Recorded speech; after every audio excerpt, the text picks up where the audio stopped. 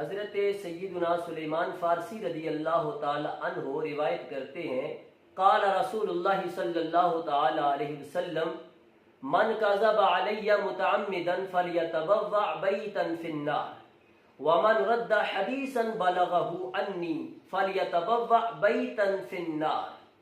ومن رد حدیثا بلغه انی فانا مخاصمه یوم القیامہ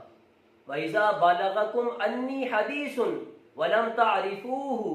فَقُولُوا اللَّهُ أَعْلَمُ۔ حضرت سیدنا سلیمان فارسی رضی اللہ تعالی عنہ روایت کرتے ہیں کہ پیارے آقا صلی اللہ تعالی علیہ وسلم نے ارشاد فرمایا، جو شخص جان بوجھ کر مجھ پر جھوٹ باندھے وہ اپنا ٹھکانہ جہنم بنا لے، اور جو کسی حدیث کو رد کرے جو میری طرف سے پہنچی ہو وہ بھی اپنا ٹھکانہ جہنم بنا لے، اور جو کسی حدیث کو رد کرے جو میری طرف سے اسے پہنچی ہو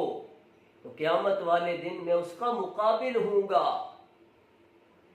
جب تمہیں کوئی حدیث پہنچے میری طرف سے اور تم اسے نہیں جانتے تو کہو اللہ بہتر جانتا ہے۔ حدیث پاک کے قبول اور رد میں بڑی احتیاط کی ضرورت ہے، مگر ہمارے ہاں اکثر لوگ احتیاط نہیں کرتے۔ انہیں ان احادیث طیبہ سے سبق حاصل کرنا چاہیے اور فرامین مصطفی پیش کرتے ہوئے احتیاط سے کام لینا چاہیے۔